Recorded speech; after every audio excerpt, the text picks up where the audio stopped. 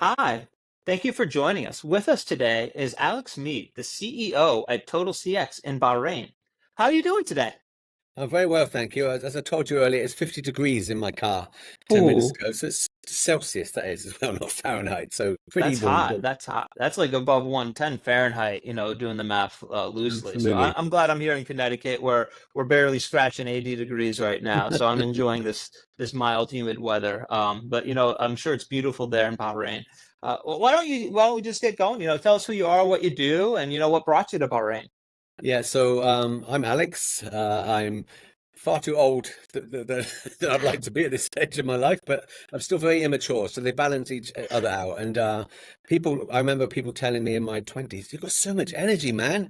They still say the same thing now. So I don't think I can turn it off. But I got a degree in computer systems and ran away to Fort Lauderdale on a thing called spring break. I was English, had no idea. Suddenly my accent was a powerful tool. And met a Canadian nurse. And instead of working in IT, I decided to get a one-way ticket to Hamilton, Ontario, and broke up with a Canadian nurse, but spent a year selling sports socks and rubbish out of bags in Canada.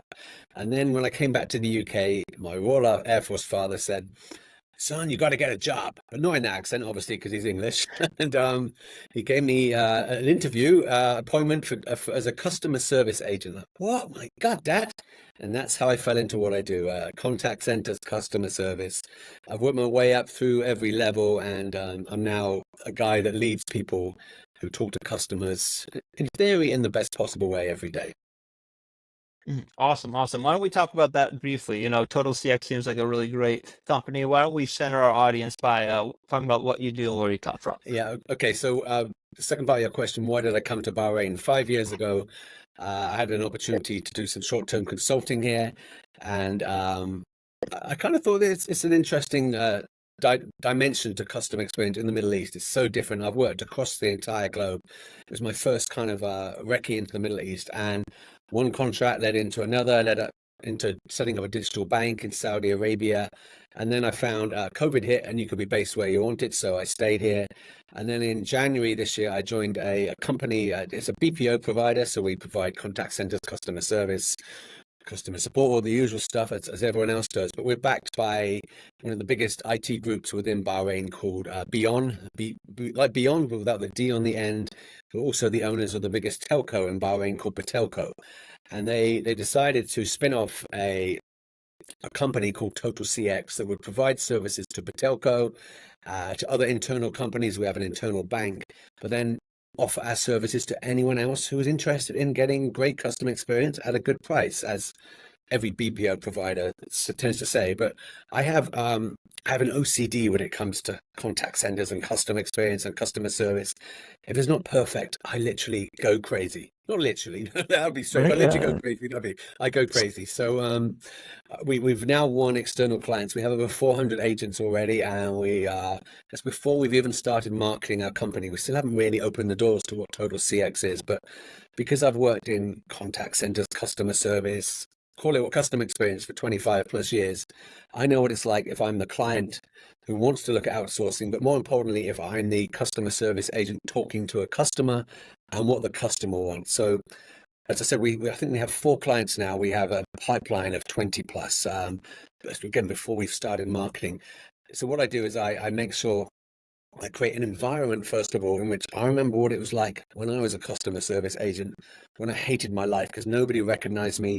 I didn't have the answers for customers. I was shouted at without having information or empowerment. So first thing, I want to make sure I never give my staff that working environment. But then obviously I have my internal clients, existing clients, so the telco provider. I want to make sure we give great service to people who want to use their phones, inquire about their bill. But then we have a utility client went live. I want to make sure the customer experience, if you contact that utility client, is better than any other utility client in the world. So as we know, it's about Gen AI, it's about natural language, all these things. So I wear 2 hats. I have the operational line management P&L responsibility for 400-ish people providing customer service every day against committed SLAs, but also have my innovation hat, which I want to work with whichever client I'm responsible for delivering their customer experience for. constantly innovating and making it, something that people go, wow, that's really cool. So I have both hats. And so I'm a CX influencer, I'm a CX leader, but I like to always think I'm the CX visionary that tries to get one step ahead of everyone else. So that's what I do. And it does drive me crazy, but not in a bad way. Well, let's talk about that. You say you're CX visionary. Why don't you give us a little advice for everybody? What would you do the first 100 days after you take over a CX role? Yeah, the very first thing is you can't. We all have our toolkits we join, but they're your principles. They're not your solutions. So I would never embark on a here's how we need to fix things without doing two things. Sitting alongside people that interact with customers every day. If that's in a contact center, if that's a guy delivering a parcel, it's a guy in a retail store, or lady, of course. Guy means man or woman in this context.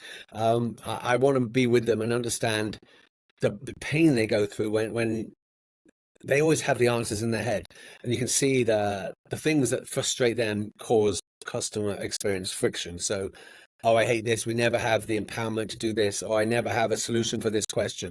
And I'll say, why is that? And they'll say, oh, we don't have the information or the systems or the processes to fix it. So as soon as I know the problems from their perspective, I'll then walk in the customer's shoes in every one of those situations I saw in the employee's shoes. And you put the two together, there's nearly always a list of 5 to 10 of the bleeding obvious things that are bad for the company and the business and the brand that nobody has ever actually written down or thought to try and fix. So after 100 days, usually a lot faster, it's usually pretty obvious what are the big things that are preventing the business from being as good as it can be. And then with my experience, I'll think about how's the best way to persuade the board, the executives, that they're important to them. You have to turn it into a business case. You can't just say customers are unhappy and then think about what are the ways to fix it. And then after 100 days, I nearly always like to have what I call my North Star vision. Okay, we're a bank, we're a utility, we're a telco, we're okay, but here's how we want to be better than okay. And that vision turns into the thing that fixes all the issues I've observed from the employees or the customers, but also gives a reason for the board to think, okay, that's what we should back this guy. And it sounds easy, but it's never easy. And the one lesson I've learned is never come in, as I said at the start, here's my toolkit, here's what worked before. You've always got to start again from scratch. That makes a lot of sense. And you're talking about getting buy-in from the board and the C-suite. Why don't we talk about that? How do you navigate those conversations? Being a CEO, you're on the other side than a lot of people we talk to. So what's it Yeah. like, fighting for CX in a big company when you have so many other priorities? Yeah, well, I'm a CEO now by title, but I still act as if I'm the VP of CX or the Chief Customer Officer. The title's a nice badge on your LinkedIn profile, but nothing more. And the same principles, first of all, is you've got to empathize with the audience. If you're talking to the IT director, a CTO, he doesn't care about your staff empowerment or your staff morale. He's got a million other IT platforms. If you're talking to your chief HR officer, he doesn't care about customer feedback. But if you're talking to the CEO and the CFO, they care about, okay, Alex, how much is it costing us, this inefficiency you talk about? And what's the opportunity we can gain? But it doesn't always need to be we lose 10% and we can gain 12%. It can be by being better at this, we can then be known as best in class in the sector, and then we can still market share from our competitors. So you have to turn everything into a customer life cycle stage. And some very simple examples is, did you know that 92% of people that come to our website and browse this product, or 56% of people that make a call, don't go on to buy it or even get a quote? So we've looked into why that is. You have to give the why. And because the customer journey sucks, they want more information about the product. They're given a phone number to call, so they literally drop off, or Mhm. they start to place an order. It gives no information on delivery timescales, so they drop off. So you have to put all these things into clear buckets and then say, by fixing these two or three things, well, actually, the cost of these things is probably 1.2 million in revenue per month, per quarter, whatever. And by fixing these alone, say you address 25% of them, there's 300,000 extra dollars every month you could make that you have to put everything into a simple bucket like that. But a lot of people think CX is about tangible return on investment. What I like to say is, okay, we currently have 4 or 40% market share against our competitors. Here's how they do it. Here's what customer feedback says about the frustrations with their competitors as well. So if we could be the one company that doesn't do the same mistakes, we can still 5-10% market share. And that's where the big bucks of CX really come. And market share is how your company can increase in value too, right? They care a lot Exactly, about your exactly. market share when they're evaluating. That's fascinating. Thank you so much. It's great to hear your perspective on that. Why don't we shift gears a little bit? What are you focusing on currently, as your CX strategy? Oh, crikey. The interesting thing about being a CEO and a BPO provider is you have two dilemmas. First, we have to make money. I'm a CEO in a company with a group CEO and other CEOs. So we have the CEO for the telco, the CEO for the digital bank. So um, each of us have targets and profit targets. So I can't just say, "Hey, great, we're meeting our service levels and customer service is great." I have to be okay, and we're making money. And to make Hmm. money in a BPO world, you have to get your clients, so the companies who give you the responsibility to serve their customers, skin in the game. You have to realize, okay, I am going to invest in my customer service operation and support your customers in things like natural language, Gen AI, and these things will take away 5 or 10% of the avoidable calls, chats, emails with better natural language self-service. So if I'm investing in that, I will not need as many staff to serve you. But then that's not good for me either, is it? So let's agree that I'll be open and transparent about you. I want to work with you as a client to understand how my Gen AI, my NLP, all these things can actually interface with your strategy as well, your sales, your marketing, your ERP. So let's come up with a joint strategy where I will give you the technology within my BPO operation that allows your customers to not have to speak to my staff as often as they currently do. And they, "Oh, really, we like that, Alex." But then you have to get them to realize you probably think you're going to do it yourselves, but we can do it better than you. And that's where you really have to say, look, we're not a BPO that just has resources. I talk about three things: people, processes, and platforms. So don't every company is probably looking at the latest contact center, the Genesis, the Avaya, the Cisco, whatever, the talk desk. They're all looking at Salesforce, Microsoft Dynamics, Oracle, Freshdesk, blah, blah, blah. They're all looking at natural language chatbots. We say, no, okay, you don't need to worry about the technology. We, as the BPO partner, will always have the latest state of the art technology. So outsource to us, you can worry about your core business. So if you're a water and electricity company, that's your core business. Worry about that. Don't worry about customer support, as you call it. If you're a telco company, you worry about your products, your marketing, the way you do your tariffs or your network coverage, etc. We will worry about customer. If you're an airline, etc. So what I'm focusing on, that's a generic level. We are literally working with 4 clients right now, in which we have been given the mandate to give them customer service, customer support. And I'm proactively saying, okay, you give me a 3 or 5 year contract. I want to innovate for you. And Mhm. now they're all like, wow, surprising. You don't just want to take the money because they literally have a fixed headcount Mhm. for 3 years. No, I don't want to take the money. I want to innovate. And clearly, you have to get into the detail of, okay, how can we be better with a customer journey in which a customer talks to a chatbot, then has to do a web chat, and then has to request a callback, and make that a natural language conversation where they can just say, hey, why is my bill higher than I was expecting? And they can use natural language, voice or text in English and Arabic. We will link to the back end billing system, which is our clients, and say, oh, because your usage was 20% higher. Is that in line with your understanding, or would you like to speak to an agent? Well, Mhm. suddenly you've taken a bunch away. And when the agent gets that contact, they know it's a more complicated issue. They have the insight. And the second part of Gen AI, which there's a lot of companies talking great things about it, is how it makes life easier for the agents. So the use case, which I'm actually actively putting in place now, is after each call, chat, email, the awful post-contact wrap-up where you have to complete the case details or the ticket details. This does it within 2 seconds Mhm. automatically, and we are doing that so we can then be more efficient and talk to more customers every day. So that's the core focus right now. But I've had a framework for 20 plus years called Epic, that every interaction with a customer should be easy, personalized, intuitive, and contextual. And it's amazing that that framework has not changed. The more the technology comes, that's my cornerstone. That's what I always go to. So intuitive and contextual, the two things are still missing in almost every company we interact with. As you reach out to them, Alex is about to contact us. It's probably about the order he placed or the delivery that should be there 2 hours ago. And contextual is the most important, which is, he's contacting us about the flight that's just been delayed by 3 hours. But he's got a connection he's going to miss. So let's treat that differently to the person who isn't going to miss a connection. So epic is the thing I focus on with any role, any client, any situation I have. I love that. That makes total sense. And you answered one of my future questions already, so this is fantastic. Awesome. I have a question. You know, how are things? You're in Bahrain, right? And you're talking about translating to Arabic and to English. And in the beginning of our conversation, you stated that things are different in the Middle East. And that Yeah. fascinated me. I want to dive into that a little bit now. How are things different in your world where you live as opposed to in England or the United States, wherever you've been before? Like, how do you do work differently there than you would here? Yeah, there are some. I'm unfortunate enough, I've worked in over 30 countries. So it was the GCC, the Gulf region countries, is the only kind of region I'd never spent a lot of time in. I've been there shortly. The first thing you notice is you ask a question, you have an option. Would you like me to raise a complaint?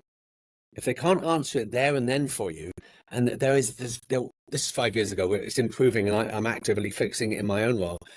We are empowering the frontline staff to be able to answer something. Typically, okay, I will raise a complaint for you to the appropriate department to do the necessary. That's what you would literally be told. Hey, just give me an answer. It's Yeah. crazy. Only you'd be astonished. And so they have people who are frontline who answer the simplest things, which you could get a chatbot or an AI engine to answer that. So you're wasting. So instead of that, let's move these guys to be able to get the empowerment and the information to focus on the tougher stuff and not escalate it to a different department. And honestly, you could say, hey, I want to change the tariff on my phone, but for some reason the app isn't working. I'll raise a complaint for you. And they'll contact you in the next 2 to 3 days. You'd be astonished. That was the standard answer you'd get. Well, I can't phone anyone right now. And how are they going to contact me? I'll raise a complaint for you to send you an email. It's mind blowing. But then that's moved on, and I'm fixing it. But the second thing you'll notice, FedEx, DHL, UPS, all the guys we're used to, here it's nearly always WhatsApp. You'll get the guy who's delivering from eBay, from Amazon, from a local retailer, messaging or calling you on WhatsApp when they're 10, 15 minutes away. And they all call you brother, your brother or sister. That's what you are. Everyone's brother or sister. It's not mate or governor, as it would be Uh-huh. in London, or pal. So, hey, brother. But what you'll discover is the Middle East is a very interesting economic setup. The delivery people are nearly always Indian. And I try hard. I cannot understand a word they say. And it's not racist. It's just a statement of Are they fact. So speaking English or do you speak other yeah, English, languages? but it's English, but it's Indian, very bad English, Yeah. very with a really rich Indian accent. And you can't you'll hear delivery villa. Are you outside? Uh-huh. What's your question? You can't get the question. So you realize, okay, it's about messaging. You're sending a voice message. Actually, no. If you speak very slowly and send them a WhatsApp voice message back, hello, brother, I'm in Villa 15. They will understand that. If you say, hey, I'm in Villa 15, can you leave it behind? They will not get it. It's Mhm. astonishing. So, but then it's, can you share your location? You have to send the live location. Mhm. WhatsApp is the most common go-to interaction platform, not just for deliveries, for retailers. Most of the interactions you have in the Middle East are WhatsApp. But then interestingly, Dubai, you don't have WhatsApp calling, and nor Saudi Arabia. So it's different there. It's just crazy. I don't know why. But in Bahrain in particular, what we're now trying to do with my clients is okay, we have these great Gen AI chatbots on apps. Why don't we put it on Yeah, WhatsApp? you So can I'm do now that. introducing. Yeah, so what's your question? Blah, blah, blah. You can speak or type, Hmm. and the Gen AI chatbot is being deployed on WhatsApp. But yeah, that's the biggest thing. It's astonishing. But also the tolerance for, if you're an expat, Western European American, you're like, dude, 3 days? That sucks. But in Bahrain, the locals are like, okay, that's fine. You suddenly realize, okay, wow, it's completely different in so many ways. But the empowering the front line to not think it's okay to raise a ticket. You don't raise a ticket, you solve the customer's Hmm. issue. But that's when, as the leader, you need to give them the mindset, the tools, the empowerment to solve the issue. So that was the biggest change. Oh, that's fascinating. Thank you so much. I could talk about that for forever. Well, let's keep going. We talked about what your current strategy is in dealing with the C-suite. How do you measure success? Is it just dollars and cents? Is it sentiment? What is it? Yeah, I've had so many conversations on this. So NPS is something that to me it serves a purpose as a quarterly or half yearly snapshot. So what do you think about our brand? And too many companies use it as a post-transaction or interaction survey, and they use it at completely the wrong time. And Yes. even here in the Middle East, I literally will phone or interact on an app or phone or send a message or a chat, and they'll say, "Oh, okay, sorry, can't help you. You need to phone back or call this department." You'll get a survey. Yep. How happy were you with what the hell? Yeah, so I always like to measure on three things. From I'll answer the commercial question in a second. From the customer perspective, first of all, how happy are you with the outcome, the solution, the thing we gave you as an answer? How happy are you with how we made you feel, the experience, and how happy are you with the effort you had to put in? So outcome, experience, and effort. And I ask on a scale of 1 to 5. And I've always thought 0 to 10. Brains don't think like that. It's either okay, 3, good, 4, amazing, 5, 2, 1, bloody awful. And I've psychologists have proven that. So I have a 1 to 5 scale after every interaction, but we don't send them a survey. We say, okay, thanks for speaking to company X, Y, or Z. Here's a summary of our conversation, just so you can realize we have listened to you. And by the way, if it's an ongoing case, you can track it here. Here's the link. And at any time, you can give us feedback. So if I've just had a conversation with Ben Holland, but Ben's told me something's going to happen tomorrow, I'll wait and give him the feedback tomorrow. And if nothing happens tomorrow, I'll give Ben 1 because he lied, you know. But the trick then is we link all of those feedbacks to the CRM case. So how happy are you with the service you experience? Generic, forget that. It has to be literally linked to the interaction Ben Holland had, and let the customer have control. And I've always put a third button: would you like us to follow up on your feedback? Yeah. Tick. Oh wow, and that opens the case, and it is mind. And an interesting thing we've implemented in Batelco, the telco we serve in Total CX, is we have a thing called proactive follow-up, where if a customer has contacted us 3 times the same day, we will listen to the call, look at the chat, look at the email. What went wrong with the first 1 or 2? Agreed. And also any customer that gives us on our 1 to 5 scale a 2 or 1, we always listen. We don't wait for the feedback. We listen to the call ourselves, and they just give a number and no feedback. So that's how I measure customer experience from the customer perspective. But obviously we have a P&L, so I could be greedy and say I want a margin of 25, 30, 40%. I work on we're a startup, although we're part of a 50-year-old company. As long as I'm making 10% margin, and it's allowing me to add more business, more clients to our bottom line, I'm happy. Then, And 10% is the foot in the door. But obviously, if we make our client win awards, then I'd want to look at that. But no, I'm happy. It's not about making money through margins on a few clients. It's about making low margins on many clients, because we have a reputation then of being the best at what we do. I love it. That makes a ton of sense, and I think it's a really good business model. This sounds really good. What kind of pain points do you have when you're, running a big company like this? Oh, crikey. So, okay, so we have the biggest utility client in the country, first of all, and sometimes they send out disconnection notices to tens of thousands of clients at 3 a.m. Well, that wasn't in the forecast you gave us, and now we have 3,000 people phoning up saying because obviously we are your Yep. company as far as they're concerned. I've just told them if they don't pay their bill in 10 hours, they're having their electricity cut off. So that's not helpful. So please spread it and give us better notice. Secondly, we have a telco client, and there's a national outage for internet. Mhm. They all phone us, so we can't deal with that. So obviously when you're a BPO, the ideal world for BPO is to have multi-skilled clients. We can pull off from one to the other, because I'm open and transparent, and I always like to think, if I'm the client, what would I want from my BPO? And I may be crazy to do this, but I like to think the way that would serve both parties. We have dedicated clients for agents supporting one client, another client, and if stuff happens, I don't want to rob Peter to pay Paul ever. So if we have capacity in one of the clients, I want them to be focusing on innovation. So the balancing of resources is always a challenge, even if you just have one, your own captive. But when you have multiple, it's tough.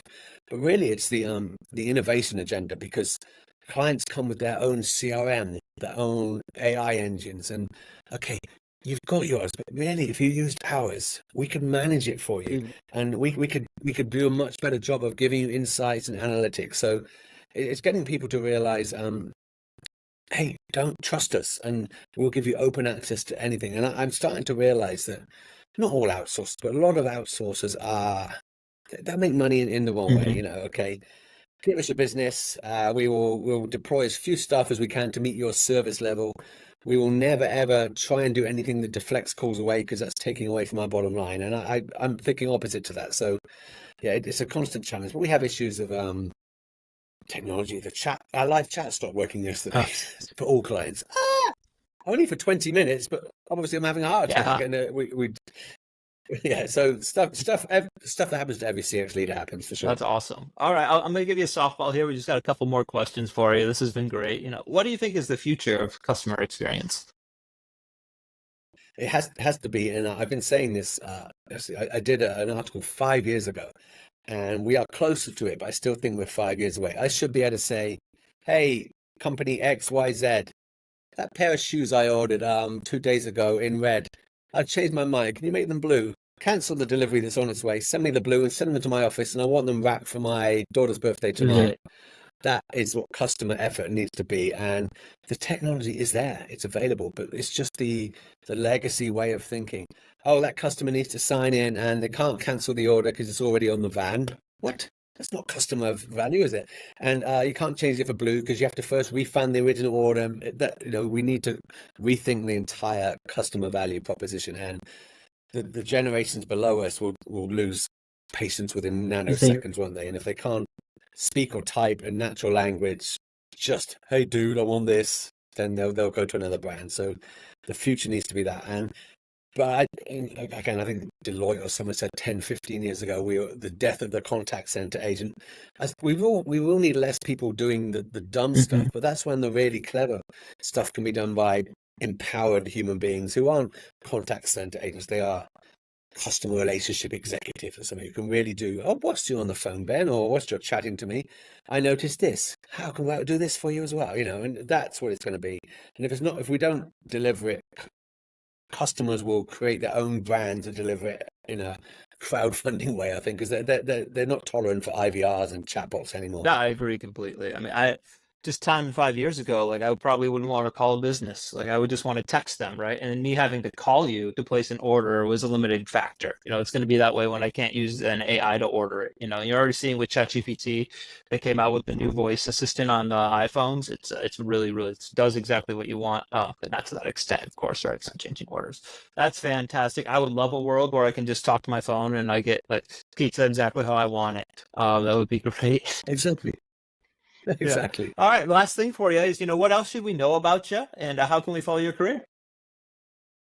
Okay, so in Bahrain, I'm known for two things. So my customer experience on LinkedIn, I'm actually officially a top 10 LinkedIn CX influencer. Every 2 weeks, LinkedIn send me the badge. Do you want to put it on my profile? I hate CX influencers, so I refuse to put it on. I don't hate them. I love challenging CX influencers. There are some great CX influencers, but I don't like the fact I'm a CX influencer purely because I put the most posts that are inane drivel. I'd like to be known as a CX leader, but so I'm known for that. A lot of people, "Oh, you're that LinkedIn guy that's always complaining about CX." And I'm not complaining, I'm offering constructive criticism. But the bigger thing I'm known for in Bahrain is there's lots of bars here, or lots of bands and lots of jam nights. And if Bono ever loses his voice and the Ed says, "Hey, anybody want to fill in for Bono?" It'll be me. I am a U2 singer Really?